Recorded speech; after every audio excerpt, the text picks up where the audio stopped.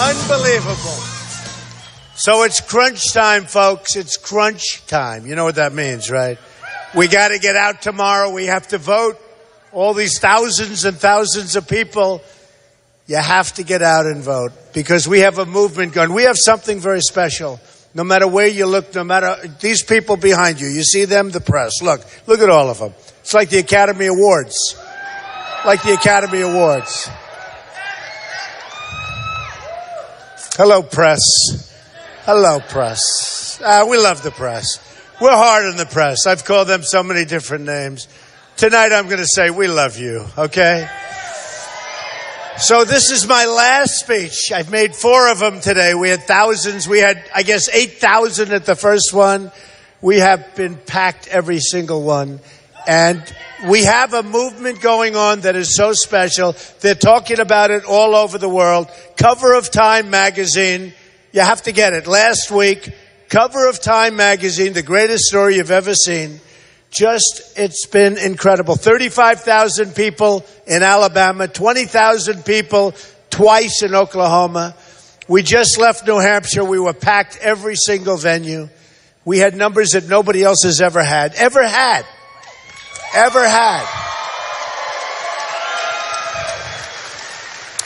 And we're going to keep it going. But very important is tomorrow. You know, it all doesn't mean anything if we say, oh, let's stay home. Who knows what the numbers are? The polls are very nice, but who knows? We can't take a chance, right? Because we're going to make America great again, but we can't do that. We can't do that if you don't get out there tomorrow, all right? And the more we can do it and the more we can win by, the bigger the mandate, the better it is, and the easier a job we're going to have, all right? So I want to thank you. I want to thank you. So this all began on June 16th, and who knew this was going to happen? I figured maybe I'd be in the pack and, you know, sort of, hey, I've won a lot over my life. I even win a lot of club championships. That's good, right? But I'm not going to be playing much golf, believe me. If I win this, I'm not going to be playing much golf. I'm not going to be playing, believe me. You know, winning club championships is hard. It takes something a little special. He understands that. Take something a little bit different, a little bit special. By the way, a lot of people are pouring in. And you don't want me to start in a half an hour from now or an hour from now, so we're going to start. Folks, yeah, just come on back here. That's good. This is a nice room. See this room? You know what that ceiling reminds me of? The wall we're going to build. The wall. That's what it reminds me of.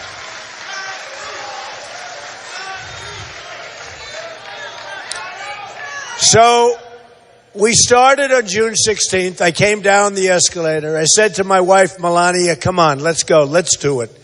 And it takes guts. Running for president, I never did this stuff before. It takes guts. I didn't know this was going to happen. I thought we were going to do well. I thought it was going to be like a horse race. I'd be in the middle of the pack, and maybe by the very end, I'd inch it out. I didn't know we were going to be in this position. And the people of New Hampshire were unbelievable. I have to tell you, last week, we won every single category. We won rich, poor, fat, thin, tall, short. We won women. We won men. We won highly educated. We won smart people that don't have the big education, because that's what it is. We won every single category, and it was such an honor. They were incredible people. And you know what their biggest problem was? Every time I went around to New Hampshire, I talked to people. What's your biggest problem? Now, the vets, we're going to take care of our vets. We know that. We're going to take care of them. Common Core, we're going to end Common Core 100%. Going to end it. And we're bringing our education locally. You're going to educate your children like it's supposed to be, the old-fashioned way, no bureaucracy. You're going to educate them with love, the love of the parents. You're going to educate them locally, right? Second Amendment, they talk about the Second Amendment. We are going to protect our Second Amendment, believe me. We are going to protect it.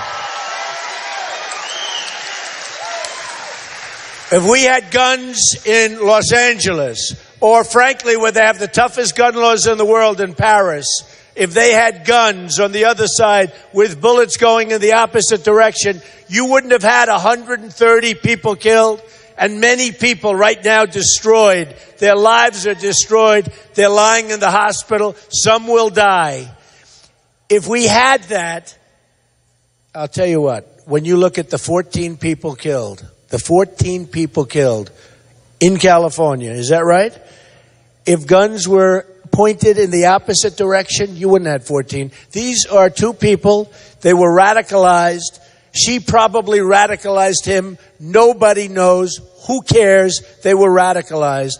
Radical Islamic terrorism. So they were radicalized. They walk into people that gave them a wedding reception, people that gave them a baby shower, people that they knew. They killed 14, many in the hospital. If there were guns on the other side, pointed in the other direction, so the bullets are flying both ways, you wouldn't have had that kind of carnage. So we're going to protect our Second Amendment. But we're protecting our Second Amendment. But I will say this, and by the way, big story. You know, I said at my last speech, I said, Apple computer, Apple, boycott Apple. We want the secrets. They don't want to open up the phones. Give me a break. Why wouldn't they want to do it? Why wouldn't they want to do it? They don't want to open up the phone. It's owned by the government. The phone is owned by government. What are they doing? Open up the phones. We have to be smart. We have to look and see what's going on. Let Apple open up the phones so that we find out where these threats are coming from. And I said, boycott Apple until they do it. Boycott them. Who cares? We have to be smart. We have to be vigilant. You know, there's so many enemies out there. We have to be so smart, so vigilant. Now, I will say this. So the New Hampshire experience to me was an amazing experience. But what was their big problem? So I'd go in. Their big problem, heroin, drugs. You look at New Hampshire, the most beautiful area, the most beautiful place, the greatest people. These people are great. Every place they're great. You're great. They're great. No matter where we go, the people of this country are unbelievable people. The potential of the people in our country, unbelievable. Now, with New Hampshire, remember this. They said to me, Mr. Trump, it's heroin. The drugs are pouring in. You would never think it. You can't even associate it. We're going to close up that border. We're going to build a wall. We're going to build a wall. And I owe them. No matter when I went, they talk about Common Core, they talk about everything, but what they really talk about is the tremendous drug explosion. And it just seems so strange because you look at it, it's so beautiful with the trees and the beautiful roadways and everything. And every meeting I went to, they talked about heroin. And it's pouring in from the southern border. And I said to him, you know what? I'm going to close up that border.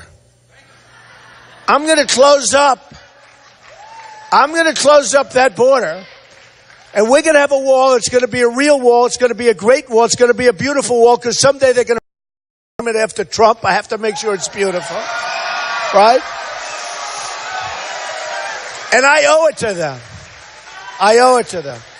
And then there's so many people addicted. They're addicted to heroin. They're addicted to drugs. We're going to work on that so that they can get ideally unaddicted. We got to get them off it, but we've got to seal it up. We've got to stop it. And I made the promise to them. And that's a promise to the country.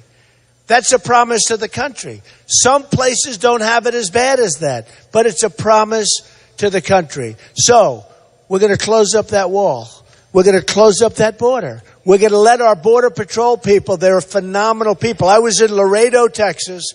These are phenomenal people. We're going to work with them, let them do their job. Who said that? We're going to let them do their job. They called me. I didn't call them. They said, Mr. Trump, please come. We want to do our job. These are incredible people. They're told to stand back. Let people walk right in front of them. Stand back. Beautiful people. They've got the guns. They've got the weapons. They've got the whole thing. They can do whatever they have to do. They want to do it. And they're told to stand back. People walk in. People drive through the border, loaded up with drugs. We get the drugs. They get the cash. They drive back. We're going to run our country properly. We're going to run our country properly.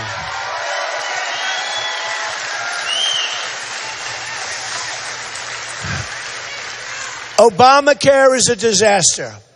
Obamacare is a disaster. Obamacare is going to be repealed and replaced.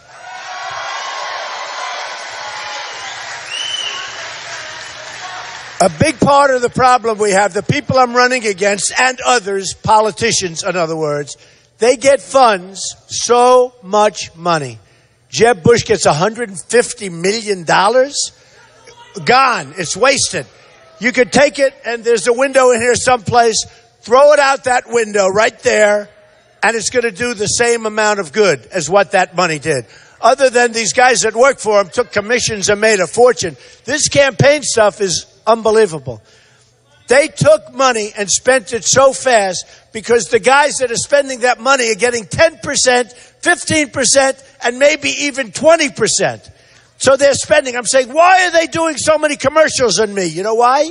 Because they get paid commissions to do commercials on me. Not even Jeb. Poor Jeb he probably doesn't even know this happens, okay? Guy doesn't have a clue. This guy doesn't have a clue.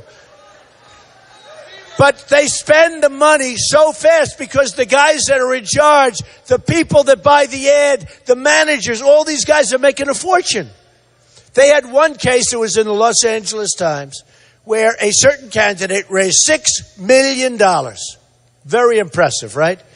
After the commissions and after all of the money went by, out of the $6 million, how much was left? $140,000. $140,000, okay? $6 million they raised, $140,000 was left. This is a crooked business, folks. This is a crooked business. So here's the story. I'm self-funding my campaign. Good? All right? Self-funded. I'm putting my own money in. And I guess by the end of this month, I'm going to have like $25 million in this thing. I'll tell you what. I spent in New Hampshire $3 million. Jeb Bush spent $47 million. I ended up in first place with a landslide. Jeb Bush was toward the bottom of the pack. Isn't this the way we're supposed to be running our country? Right? Right? Right? You know, in the school stuff. So out of the top 30 in the world, meaning 30 countries, we're number one in cost per pupil by far, right? Number one. So high that number two doesn't even exist. You have Norway, Denmark, Sweden, China. These are the best countries in terms of education, right? These are ranked the top 4 or 5. Great countries, great education. They spend a fraction of what we do. We're number 30 out of 30. So we're number 30, and yet we're number one in money spent by far. I'm telling you, the difference in between 1 and 2 is number 2 is so far away you can't even see it. We got to change, all right? We got to change. We got to do like my campaign. I spent the least and I have the best result. We got to do that. No. Just got to do it. We got to do it. We got to do it. So you look at it, and it's so much. I mean, it's so much. There's so many things we can do. Here's another thing. Recently, a doctor comes up to me. Good guy, smart guy. Although he's going to leave the profession, he said he has more under Obamacare. He has more nurses. Think of it. In terms of nurses, more nurses than he ever had because he got bigger. But now he's got more accountants than he has nurses. He said, this never happened to me before. It's so complicated. It's so bad. You know it's going to die of its own volition. It's going to die in 17, unless the Republicans bail him out. They're constantly bailing Obama out. All right? It's going to die. But this guy comes up, good guy, good doctor, highly respected. He said, you know, Donald, the drug industry, pharmaceuticals, we're the largest purchaser of drugs in the world, the United States, by far. We don't bid. I said, what are you talking about? We don't bid. We don't bid the cost of drugs. We don't bid it out. If we bid it out, we would save approximately $300 billion, okay? $300 billion. So my friend said, why is that? At first it took me about 20 seconds to say, really, we don't? But then as soon as I did it, I realized why. Because the politicians that I'm running against and others are getting tremendous campaign contributions from the pharmaceutical industry, the drug industry. And they don't want to have bidding. If we did a favored nations clause, just forget about bidding. Whatever that company pays for certain medicine, the United States pays the lowest price of any company buying during that year period or 2-year period. You pay the lowest price. Remember, favored nations. And I'd say lowest price, less 10%, right? We're a huge buyer. Okay, I'm being nice when I say 10%. We would save $300 billion. We don't do it because these guys are all getting money. Woody Johnson is the head of Johnson & Johnson, is the head of Bush's fundraisers. He's the campaign chairman. No, think of it. Ted Cruz, who lies more than any human being I have ever seen. I have never seen any human being lie. Look what he did to Ben Carson. Look what he did with this crazy voter violation form. Ted Cruz, he lies more than any human being. Now, Ted Cruz, take a look at who's giving him the money. The oil industry, Wall Street. He puts down on his form no loans. He doesn't put down the loans. He doesn't put down the banks because he's telling all the people that he's Robin Hood. He's going to protect them from Wall Street, big bad Wall Street. He's going to protect them. He doesn't say that he has $1 million loan with Goldman Sachs. He doesn't talk about it. He doesn't say that the interest rate on that loan is practically nothing. You would like to have it. Believe me, you would like to have it. These people, I mean, it's all of them. It's not just Ted Cruz, it's all of them. And the reason our country is messed up, one of the big reasons, is the fact that they're all taken care of by every industry. Whether it's the automobile industry, you want to bring Ford back from Mexico, they'll tell you why you can't bring Ford back, because they get campaign contributions, they can't bring Ford back. You're right. He's right. Okay, now look, so I'm self-funding. When I want to bring somebody back, I bring them back. Nobody's going to call me and say, you can't do it. Let me give you an example. So the other day, I'm watching television, and I see somebody with the cell phone, the crazy cell phones where you watch.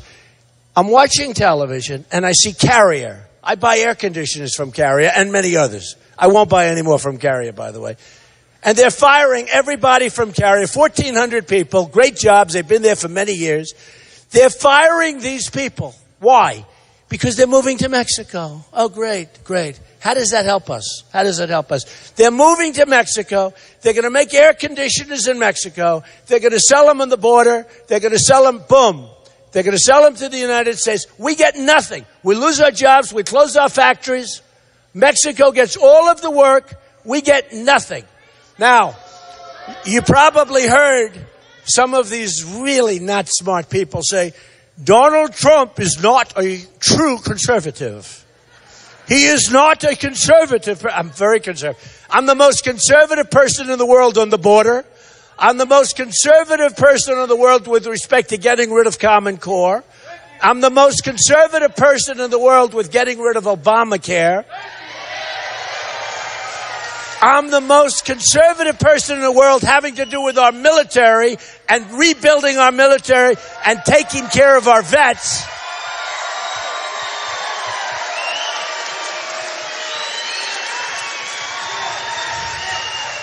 But they say, they take commercials. Donald Trump, I get a kick. I watch these guys. Watch stiffs. Oh. Many of these guys in private industry, they wouldn't be able to get a job. And they're running the country. But, Jesus, they're idiots. But think of it. So they're saying he's not a conservative president. Let me just tell you something. I believe in free trade, but it's got to be smart trade. It's got to be trade with China. With China this year, we're going to lose trade deficit $500 billion. With Japan, we're going to lose a tremendous amount of money. They send their cars here like it's candy. Okay? Millions of cars we get. We send them wheat. We send them nothing. We send them sometimes cattle. And they don't accept it because their farmers don't want it. They don't want anything from us. So they send it back.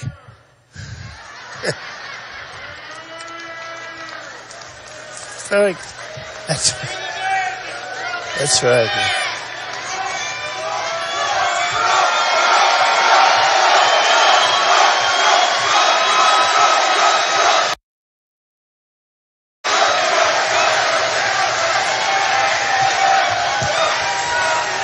So we take in from Japan. That was very good. I like that. That was very, okay, it's enough, but it's enough. Okay. Never overstay. Do you understand? He was getting ready to do it again. I don't want to hear it. Look. So we send them wheat. We send them cattle. They don't want our cattle, so they send it back. It goes back and forth, back and forth. Finally, they accept it. They call it Kobe beef because it's aged. I mean, the stuff is rotted. No, it's like rotted. So because it's aged, it's decaying, it's disgusting, they call it Kobe beef, and they charge you 10 times more for it. You tell me they're not smart? That's Japan. Japan is killing us. Komatsu, look at what they're doing to Caterpillar. A friend of mine is an excavator. He buys excavating equipment, right? He goes out and he buys excavating equipment. I say, what are you doing? You're not buying Caterpillar. I can't.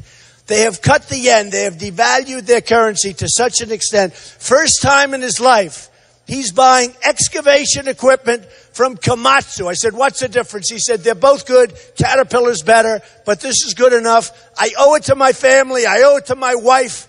I owe it to my employees, my company. I understand what he's saying. They've devalued their currency. Take a look at Caterpillar stock. Take a look at what's happening to Caterpillar. It's happening to all of us. Right here, you have Boeing. Boeing is being forced to build a massive plant in China, a number of massive plants. Folks, let me just tell you something. Unless I'm president, you watch what happens. Won't happen with me because I know the game better than any human being that's ever lived. Nobody knows it better. Nobody. Unless I'm president, within a few years, they're going to make all their planes in China. They're going to devalue their currency even more. They're the kings of devaluation. Nobody knows currency manipulation better than China. Nobody. Okay? And all of a sudden, you're going to say, you know, our nice new plant, we're not doing any planes. Then they're going to start doing the layoffs, and here we go again. We've got to get smart on trade. Now, when I came down the escalator at Trump Tower, and I went all in front of these people. I came down that escalator. Let me just tell you something. It started with trade and it started with the border. And then they had that horrible incident in France, in Paris. And all of a sudden the border became more important. And CNN did polls and it said, they love us, Trump. They love Trump for the military because he's the toughest on the border. Sheriff Joe, you know Joe Arpaio. Sheriff Joe endorsed me. When Sheriff Joe endorses you, you're the toughest on the border. So Sheriff Joe Arpaio endorsed, and it was sort of an amazing event. You want to know the truth. By the way, great endorsement. Jerry Falwell Jr., unbelievable, Liberty University. Jerry sees every single candidate come through Liberty University. Every candidate goes through Liberty University. He endorsed Donald Trump. I want to tell you, that was a great honor. Sarah Palin. Everybody wants Sarah's endorsement. A great woman and I'll tell you what, that is a great person endorsed Donald Trump. So, we're going to have the borders and we're going to have our trade. When we started, I talked about borders. I talked about trade. I'm really good at the trade. I'm really good at the borders. When Paris happened, everybody started saying, we want Trump. The polls came in 60%, 70%, 72%. This is 72% with 17 people running. Now we're down to 6. We got rid of all these people. It's so great. It's so great. But we had 60%, 70%. So in terms of the military, in terms of the border, in terms of all of these things, the economy, I expect. But everything was Trump, except for personality. I didn't do as well on personality. It's true. It's true. And you know what? It's true. Personality was a little lower than the economy. But if you had your choice of having somebody with a wonderful personality but was bad on jobs, bad on the economy, bad on security, bad on the border, bad on the wall, I'll take the guy with the wall. I'll take the guy with the economy, okay? Believe me.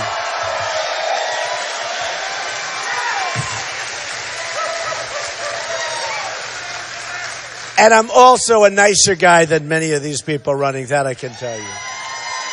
That I can tell you. I've gotten to know them. They actually came up, because, we're going to build the wall. Who's going to pay for the wall? Quickly, who's going to pay? So one of these guys running against me, Donald, first of all, you can't build a wall. I said, really? Why can't we? He said, well, I don't know. Can you do that? 15 years ago, they wanted to build a wall, and they couldn't do it because the environmental impact statement for the wall, they couldn't get it approved because there were rodents, snakes, rats, all sorts of stuff in the way. They couldn't get it. They had frogs. They had snails. It's true. Go look. They couldn't get an environmental impact statement approved. Oh, I'm so good at environmental impact statements. Now you have South China Sea. You have China building a massive fortress with massive runways for the biggest military planes in the world. And they've got those excavators. They're not caterpillars, by the way, I have to tell you. And they're digging and they're taking and they're ripping the hell out of that ocean. They're ripping it and ripping and rip. And they're building an island in the South China Sea. And that's going to be a military fortress. And they're not supposed to be doing that, but they have absolutely no respect for our president. They have no respect for our country, so they're doing it. And I said to a friend of mine from China, because actually I do a lot of business with China. They're fine to do business with. I make a lot of money with China. It's very good. If you know what you're doing, you can make a fortune with China. They buy my apartments. I have the biggest bank in the world in one of my buildings in Manhattan in China. Biggest bank in the world, 400 million customers. Think of that. That's more than the people we have in this country. 400 million customers, biggest bank in the world. But I do business with China. So I said to my friend jokingly, I said, when you started excavation, you're building that tremendous island in the middle of the South China Sea. Did you get an environmental impact statement?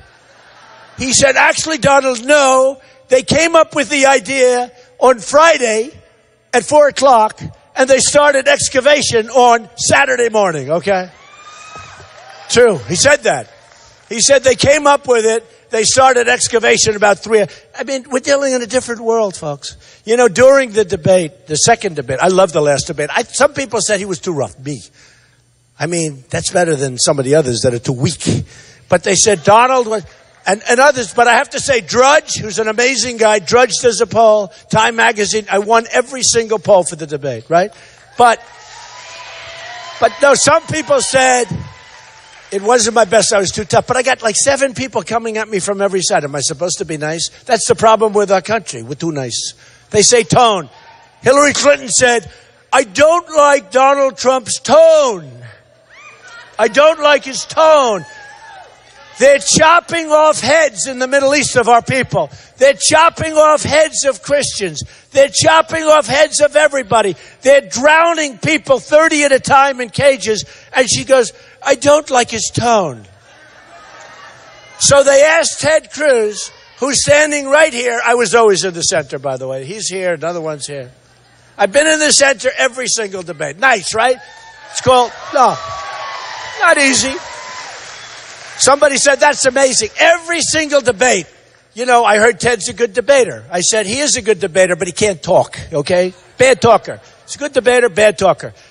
So he's over here. They asked him about waterboarding. They said, Senator Cruz, what do you think of waterboarding? Oh, I don't want to talk about it. He didn't want to talk about waterboarding because too controversial. And I'm saying to myself, they're chopping off heads. He doesn't want to talk about waterboarding.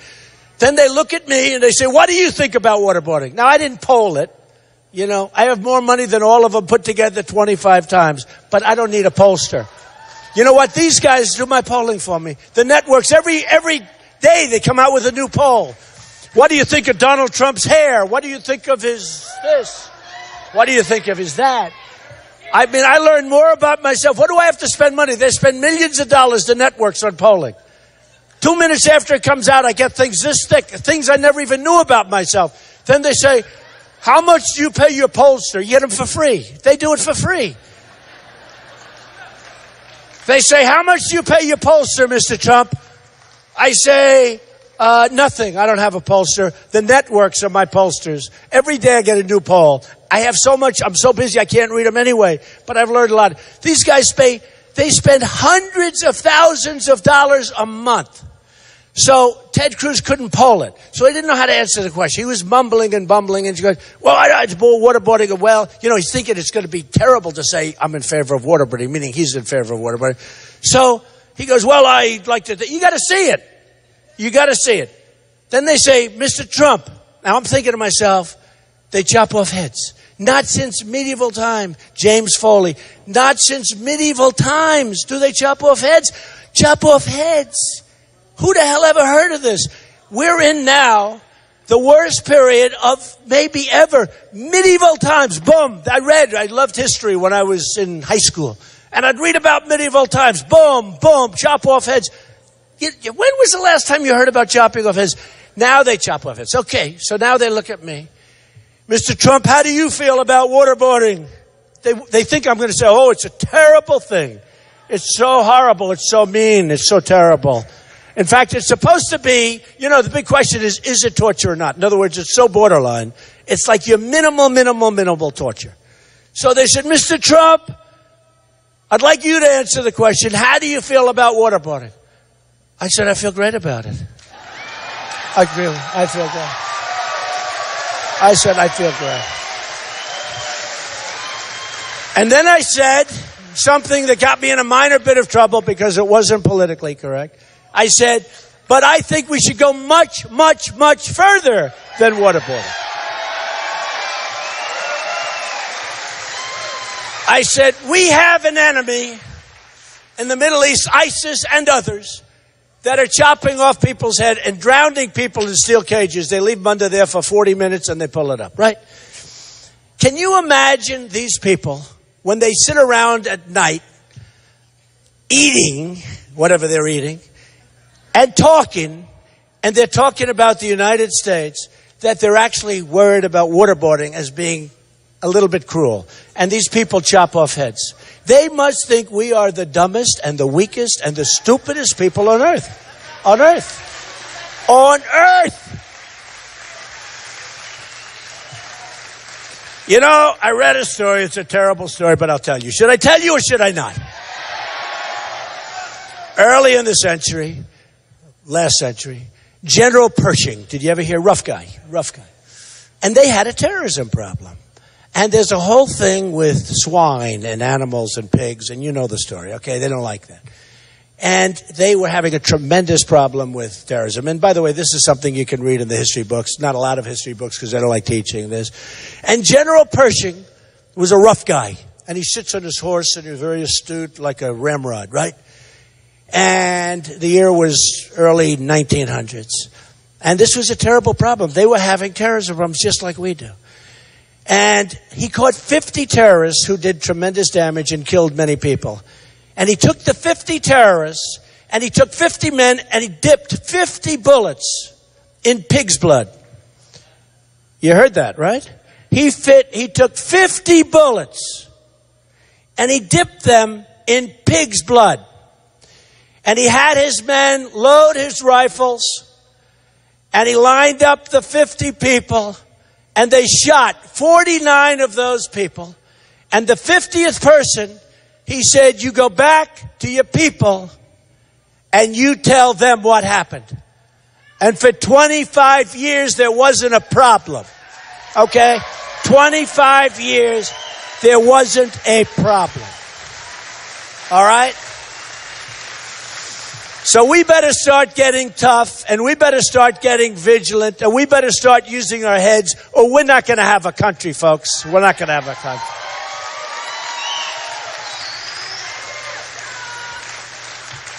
So, what? It is. I love this country. That's why I'm doing this. I love this country. We want to keep this country. We want to keep this country. We want to make, look, I'll tell you something. I've been saying something because I've been meeting so many people, millions and millions of people.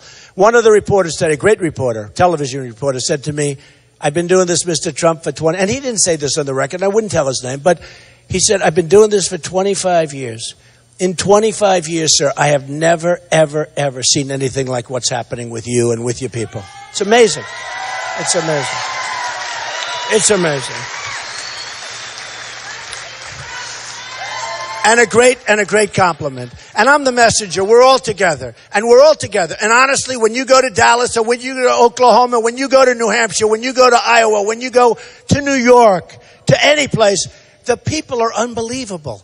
And I've been saying this for the last 2 or 3 weeks. When I say make America great again, I'm adding now, and we can make America great again, but I think we can make America greater than ever before. Greater than ever before. We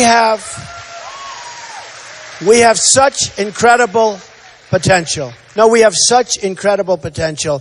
And I want to see the day when Apple makes its product on our land, not over in China.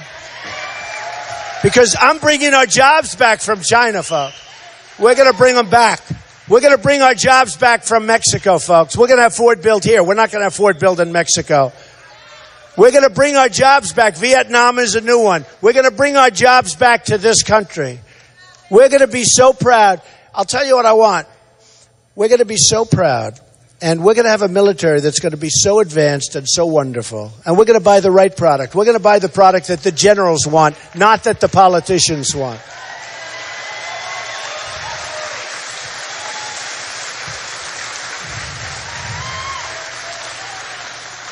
And you're going to remember this evening. And you're going to say in 2 years or 3 years or 4 years or 1 year. But you're going to say that I was there for an evening where Donald Trump, representing all of us, made a speech, and I voted for Donald Trump the next day. And our country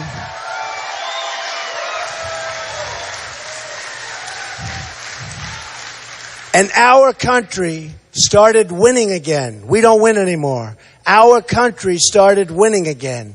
We started winning with our military. We can't beat ISIS, folks. We can't beat ISIS. We won with our military. We'll knock the hell out of them. We won with our veterans. We're going to take care of our veterans. We won with education. We won with the Second Amendment. We won with the border. And yeah, we're going to have a really strong border. And we're going to have people come into our border. We're going to have people, that big, beautiful door right through the middle of that wall. But they're going to come in legally. They're going to come in legally. And you're going to remember this evening, and you're going to remember tomorrow, because you have to go out and vote. No matter how you feel, I don't care. It doesn't matter if you think you're not going to make it through the day. You've got to go out and vote tomorrow. I don't want your money. I don't want your money. We want your vote. Got to do it.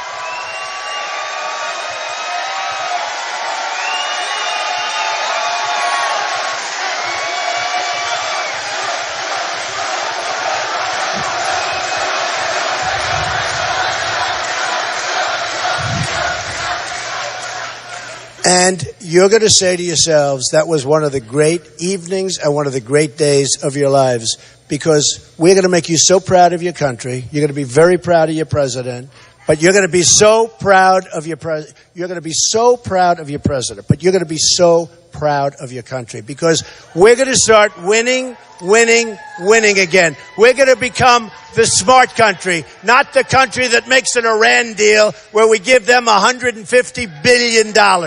We're going to become the smart country, and we're going to become a truly, truly great country again.